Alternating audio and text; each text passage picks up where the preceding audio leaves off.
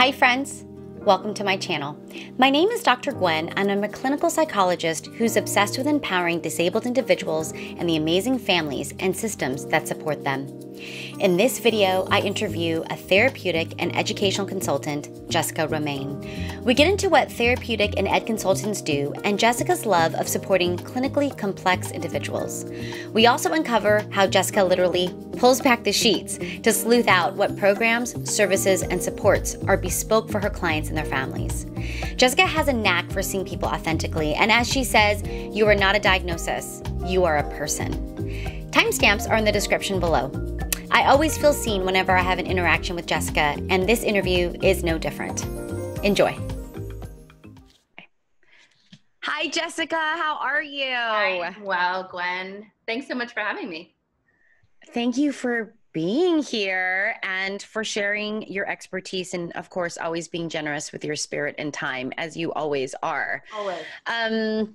Why don't we just get into who you are? So tell us a little bit about yourself. Sure. So I grew up here in Los Angeles, California. I live 2 doors down from where I grew up. So native Hollywood person. I have a family. I have a beautiful 6-year-old. I went and got my degree in psychology. I have my doctorate in psychology, but I am working as a therapeutic and educational consultant with a wide range of students, ranging from, young ones, 9, 10 years old, all the way up to, older individuals, 30, 35, that are really struggling with different life choices or different life events. Yeah, and a little bit of side background is that you and I have known each other for a really long time, and that I have always seen you to be so passionate and so sophisticated at understanding the mental health needs of students and clients and individuals, right? And how really meeting those emotional needs is really, that's okay. That's okay. Cut. Well, you have a sophistication, and there is a sophistication to you because you see the whole individual. You not only see the whole individual, but you see them in the context of their family system. Like, there's a lot of facets to that. And so, that's important as you're thinking about how do we support this individual, this person to thrive in this world. Well, and I think that's why I love what I do and why I'm so passionate about it, because I get to go into the home. I get to sit on the couch. The dog jumps up on my lap and immediately there's a connection there, whether it's, an adolescent or a young adult. It's like, oh, okay, she's okay. The dog likes her, she's okay. And, I get to go and see, the kids' bedrooms and their bearded dragons. And there's a connection there that is really important to me. And it's almost like a mystery or a puzzle when you think of things holistically. It's like you put it up on the wall, right? And you say, okay, anxiety, nonverbal learning, trauma, like there's so many facets, like you said, to somebody, that trying to understand how everything is interconnected.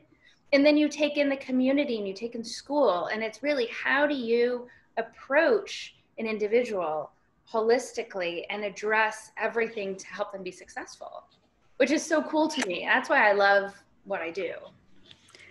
Yeah, you're really able to pick out the very salient pieces of a situation and put them together in a way that's meaningful for someone.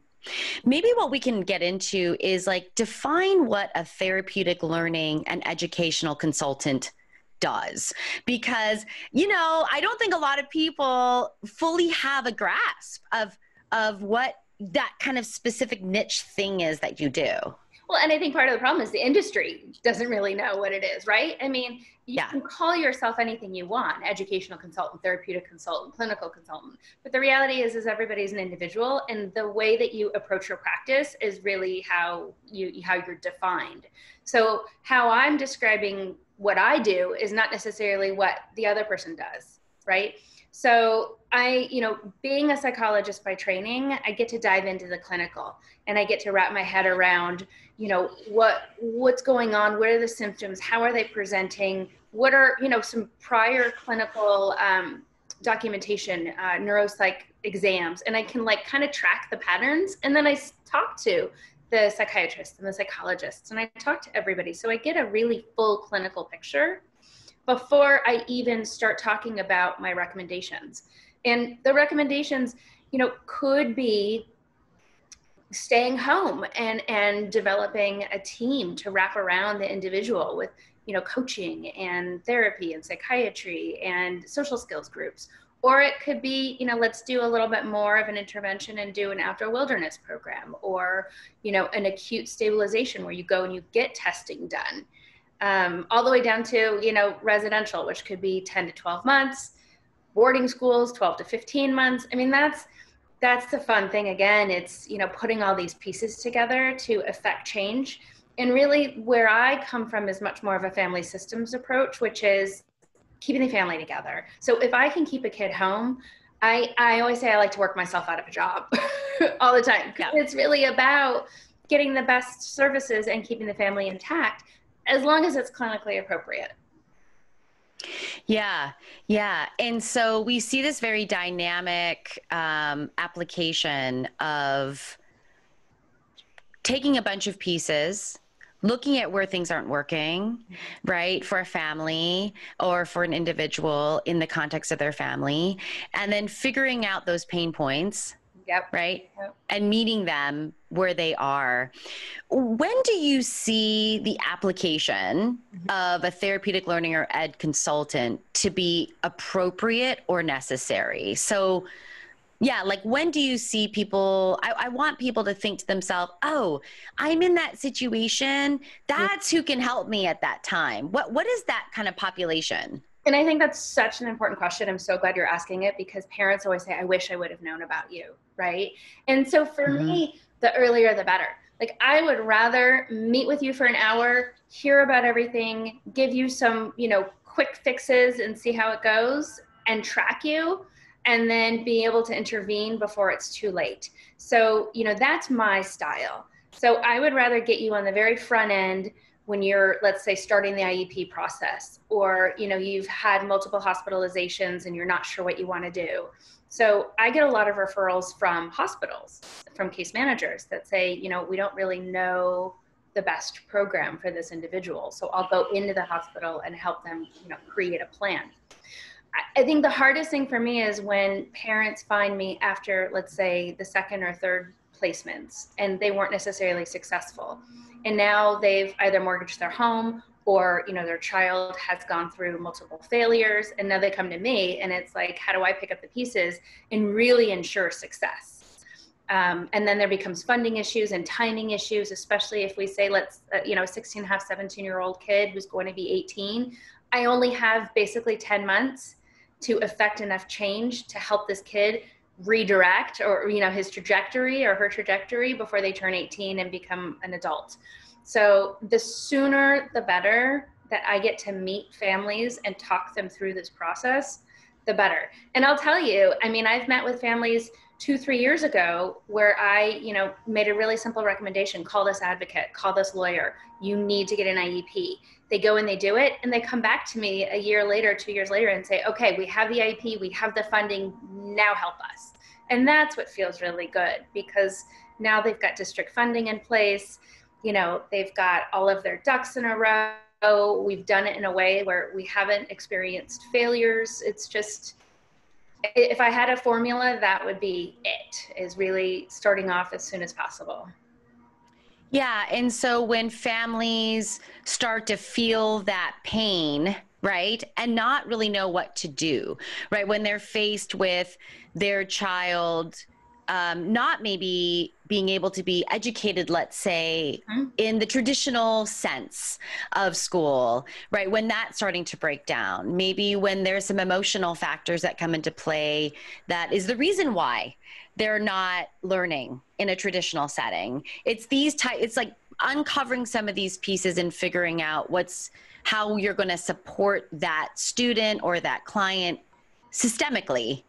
Yeah. Really. And the thing is you've got educational consultants and you got therapeutic consultants, right? I like to call myself a therapeutic because you can't address the educational until you have the client clinically stabilized.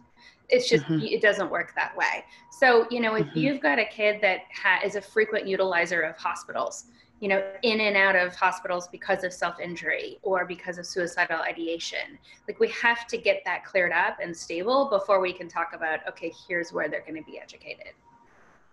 Yeah. And there's a huge theme with, really sophisticated professionals who look at the whole person, which is psychological safety and stability. Yes.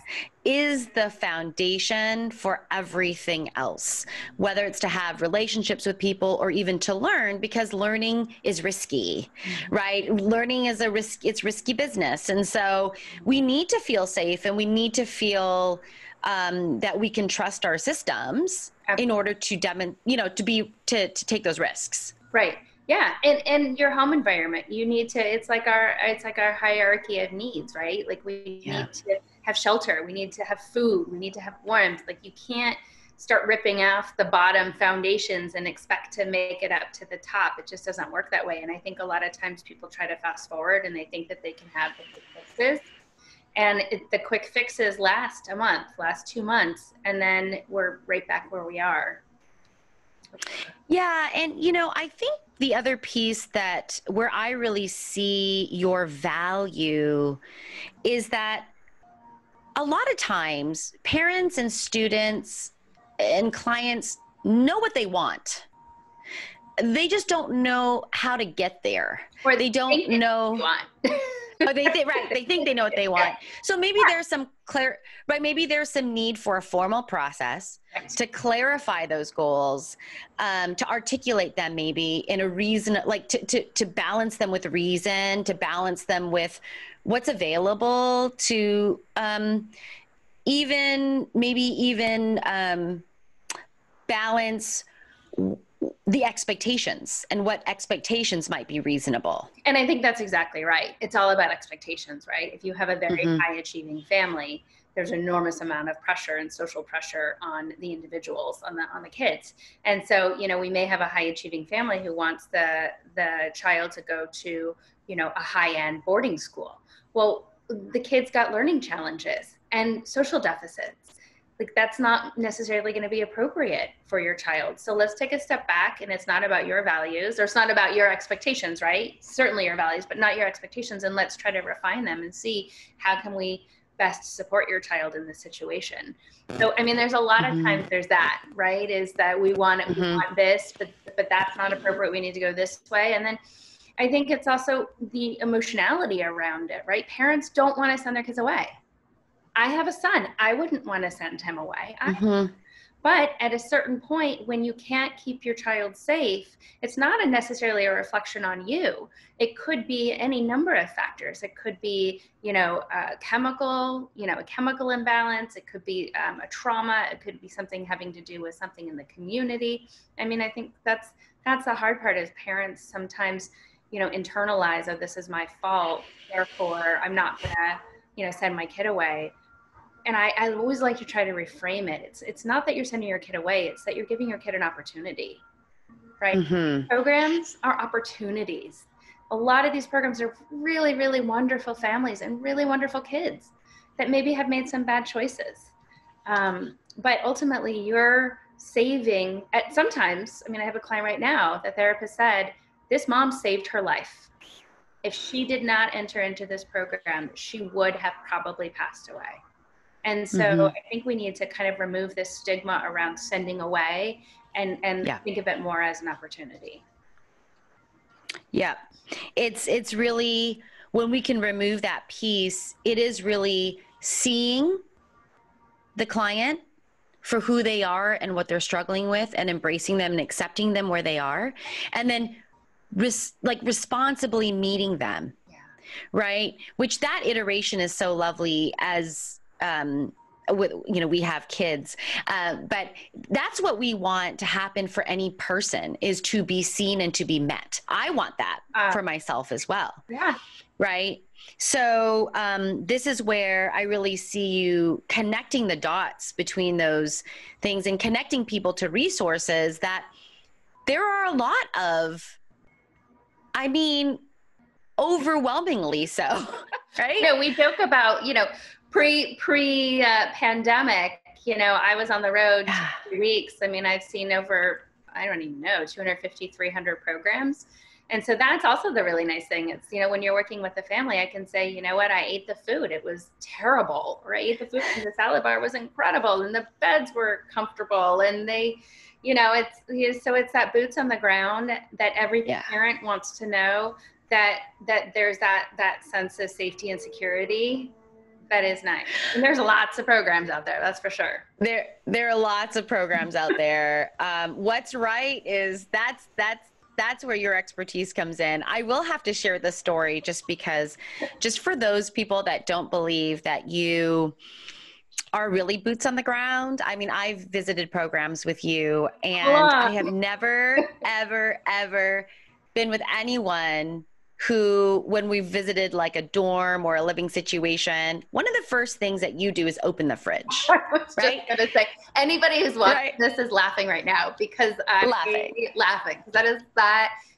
got to look at the milk. What kind of healthy food is in there? What are you feeding these kids? If I open it up and I see, nothing but frozen, processed food, I'm wondering, again, how are we addressing this client holistically? I want fresh fruit. Yeah. I want, fresh dairy. I know. Yeah. People always make fun of me because of I love it. I've never been, I mean, and that really, to me, it was that behavior that I saw in you that really solidified why you're so good at doing what you do. It's because you know what details are important. Like, I ran a program, right? I ran residential. Yeah. So I know, when we had scheduled visits, we went out, we bought new shower curtains, we went and, touched up the paint. And so, when I go to programs, it's the little things that I look for. I pull back the sheets. I look at the quality of the mattresses, remember I literally the shower curtains, literally the drains. I mean, it seems like it's the little things, but as a parent, especially when parents are relying on me for accurate information and making sure that their clients are going to be safe and healthy and happy, like I want to have integrity in this process, right? Yeah. I need to be able to say to you, I had that food, I met the cook. And then on the flip side of it, I know the clinical director. I can pick up the phone and I can call them and I can say, listen, you know what, my client's struggling with this. We're having some issues. Let's look at the clinical goals. Let's talk about the treatment plan. What's appropriate, what's not appropriate. Let's get everyone on the same page. It's not about, triangulating the system. It's about all working together to make sure that this kiddo is having a positive experience. So it is. It's like very like a get in there. Yeah, you do. And you're very invested in it, and that you put your whole heart in it. And it's just very obvious to me. But yeah, like now, if I'm ever without you, I always open the fridge. Good. I do. I learned that from you. Okay. So Jess, what would you say are success kind of outcomes for you? Like, and it doesn't have to be the same, and we can just be more thematic about this, but when can you say, yes, like we did it? We did it. What would that look like? What's the outcome? Yeah. And that's a really good question. And I'm actually, because a lot of parents ask that, right? Like, how do you know success? How do you gauge success? And there aren't any, there are a lot of different measures, but there's no real like evidence-based practices around this process, because there are so many different ways of going about it. Of course, you can do a depression inventory and see the scores, going up or down, but realistically, it's about the individual. I mean, I have so many cases right now that I feel extraordinarily blessed to have worked with. I mean, from kids that I worked with at my residential program 10, 15 years ago, Families still keep in touch with me. They, they may have had some success and then they went into college and they still had my phone number, right? So this is a kid that was in middle school, is now in college and is struggling, and the parents remembered me and remembered that relationship, and they call me up. And so we say, okay, let's figure out how we can make this work. So it's those long lasting relationships, working with, 3 and 4 children out of a family, working with kids for 4 and 5 years. I mean, it's not everything has to be a crisis, right? It could just be a check-in or a tune-up. And for me, success is, if it's a, really an acute case and we're talking about, pretty significant self-injury and a hospitalization, if we can get them stabilized into a residential, and then they're graduating residential and moving home and being with their parents, I mean, that's success, right? I mean, I think anytime we have family reunification, if it's clinically appropriate, is a success. And sometimes it's not, right? But if family system's back intact and everybody is operating at optimal levels, that's success.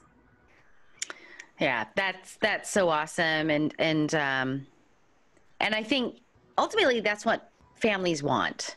Yeah. So yeah. Okay. Let's talk about your kind of in the pocket client. It's kind of this magic sauce, right? It's like when you get this kind of client, with this client, like magic happens. What is that? Can you describe who that client is that comes to you? And it could be the family as well, but where things really just, they mash. Yeah. I mean, I think it's hard for me because I really love the clinically complex. I love the multi-level, dual diagnosed, a perfect example. We had a kid or a young adult that came in and was diagnosed schizoaffective, had a lot of different issues going on to possibly schizophrenia. Who knows what happened, right? And through our interviewing and talking to everybody and talking to parents, it came out that he had a traumatic brain injury from a soccer injury. And so the traumatic brain injury mimicked all of these symptoms. And so instead of putting the kid on antipsychotics, instead of institutionalizing him, we got him, brain work and exercising and specialists. And so for me to unpack all of that and to figure that out, like that's my love, and my sweet spot is really trying to work with very complex systems, families, kiddos, and just really trying to support them and get them the services. I love working with kids on the spectrum. I mean, this is where you and I connect. I did my pre-doc and we were together on that. And that's also why I love working with you, because not only do we share that passion, but your expertise, being able to bring that into the fold. And I think that's also, probably an important facet of mine is it's about collaboration. It's about the collective, not to, but really knowing my strengths, knowing my weaknesses, and bringing the best people on board to help. So that's my sweet spot is kind of that like really meaty, clinically complex spectrum. Yeah. I mean, I see this in you all the time. And there's this real beautiful thing that you do, which is you have this ability to see people very authentically. And that soccer injury is like really, a significant story, because you and I both know what that potential schizoaffective, schizophrenic label does, when that's not the heart of the problem, or that's not the heart of where the rubber's meeting the road and he's skidding out, right? So, and I really feel like this is where true empowerment comes from. You're empowered because you see yourself authentically, or you see someone authentically, and you meet them where they are without judgment. That, being able to do that, and with these with complexity, that's so challenging. But that's what I mean about there's a sophistication that you have, because you do sleuth things out. I do.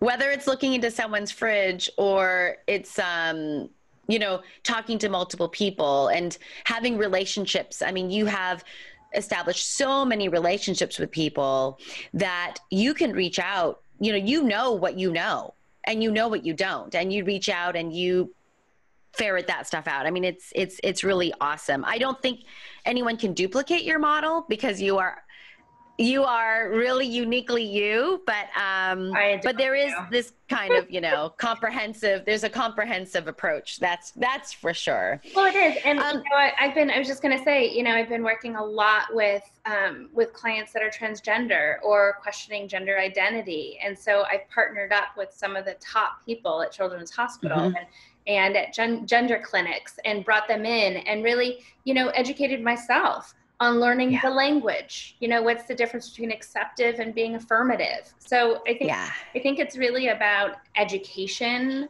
Like I will never stop wanting to learn because I always want to be that better person for people. You said something earlier, I'll have to remember, but yeah, sleuthing around. I do enjoy that. Yeah, you do enjoy this. There's a curiosity you have, and that probably goes back into like being, a lifelong learner, because that's kind of what we're talking about. Is that perpetual curiosity about something. Yeah, it was just back to relationships, right? That's why I love coming to the home. That's why I'm not a psychologist in an office one-on-one. I mean, there's some people that are really good at that. I'm not great at that. I want to be in the community. I want to go take a walk. I want to go, sit in your garden, because that's really, you're not a diagnosis, you're a person. And so let's really figure out how you are functioning in this world aside from a label, develop that relationship, develop the rapport and the trust, and then dive deep. Yeah. Yeah. Love that. You're not a diagnosis. You are a person. Yeah. So let's see you for that. I love that. Hey, Jess, how do people typically access your service? What's the traditional ways that people can get to you and access what you do? Great question. And I really wish that there was many, many more ways. So I have a website, right? But you have to kind of know how to find me. So sometimes people Google educational consultant, but you need to know even what that is. So I will say most of my referrals come from hospitals. So case managers in inpatient hospitals. I will get referrals from psychiatrists, psychologists, neuropsychologists. So I get a lot of my referrals through professionals. I've been really trying to work more with schools, going into schools and meeting with learning specialists, learning support, school psychologists, to sort of let them know that there are people like me out here. I mean, if it's not me, I have multiple professionals in the Los Angeles area that are also wonderful, that have different specialties. There's also really wonderful Facebook groups. I've been very fortunate to be working with some families that have posted my name on Facebook groups, so I think more referrals that way. But it's hard because you only find out about me if you're already in a crisis, right? If you're already reaching out. So I think the next step would probably be reaching out to pediatricians and making sure they know that I'm available. So the earlier we get clients, the earlier we get the kids, the better off we are in terms of the long term. So that's kind of how I get them. And that's also my hope, to reach out to those professionals. Right, right. And do most people pay for your service privately?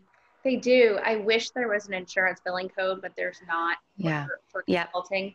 It is privately paid, but like many others, I work on a sliding scale. I am more than happy to discuss financial considerations and plans. Oh, there you go. It's life, babe. It never stops. No, it's good. It's life. So yeah, payment plans, sliding scales, anything that I can do. I don't ever want finances to, stand in the way of supporting a family. I don't. Yeah. Probably to my detriment, but I've witnessed. I've witnessed. This is, your heart's in it. That's why. And you care so much and so authentically for people, and especially people who are suffering. You know what I mean? Yep. Yeah. I know. I don't even know. I love it. I'm just going to call you like special ops. Special. I used to talk about like House. Remember the show House? Yeah, of course. Put everything up and write it and circle it, and like I used to describe that. I love it. I love it. Okay. Yeah. Here's how I like to end all my interviews. Yeah. Before my phone. Which is, if you could only choose one skill to empowering your clients, what would it be and why? I would say asking for help. Don't be afraid to ask for help. Why? Because you're not alone. You don't live in a silo. There are so many people around you that care about you and that are wanting to help and wanting to affect change. That I think that's the first step, is saying, it's okay, I can't handle this on my own. Yeah. Absolutely. Okay. That's amazing. I mean, even that, like I say that, right? But even with my own kid, I sit back and I'm like, oh God, you know, I need help. And so it's hard as a parent. This is a hard job, man. And the hardest there is. It's the hardest there is. And it's funny because when I was in graduate school, my supervisor said, you know, if somebody questions your age or questions if you have a family, you know, you should redirect and say, well, why? Do you think that I would think of this differently? And it's like, I want to go back and look at my supervisor and be like, are you crazy? Yes, I would look at it differently. Like, oh, my younger self. Like, I think it absolutely, you know, being able to relate and being able to take a step back, it is so important to develop those relationships and that trust in order to move things forward. Yeah. And that there is this idea that that asking for help is weakness.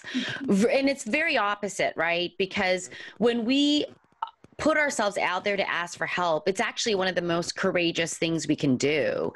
Because what we're saying is, I don't know it all, and I'm struggling here. I feel uncomfortable about something, and I don't have all the answers. And I don't live alone, right? You know? Yeah, no, not at all. I mean, I think that's probably the most important thing, the most important takeaway. Yeah, that's awesome. Okay, my dear, how can people find you? What are your deets? My deets. Your deets. So Jessica Romeyn, Romeyn, and my website is theromeincollective.com. So THEROM. There's the dogs, EYN. Is that right? .com. You can just Google me or call Dr. Gwen. Yeah. And you know what I'll do is I'll put all of your details in the description below. And then that way people can just find you there and can get to you for sure. Yeah, and let's just have a conversation. I mean, I don't charge for conversations. I probably should, but I don't. So it's like, you don't know. I mean, again, I work myself out of a job. You know, you don't know what you don't know. And so if we can talk about what the process looks like, if I can answer some of your questions, I'm more than happy to get on the phone and do that. It's my pleasure. Yes. Thank you. Thank you for existing in this space, my dear. Thank you so much. Thank you for being a good friend and colleague. Thanks so much for watching. I hope this interview with Jessica resulted in some kind of meaningful shift for you. Contact information for Jessica is in the description below. If you got any value from this interview, please hit that like button and subscribe to this channel, where my goal is to empower through connection, inspiration, and transformation. See you in the next video, and thanks for watching.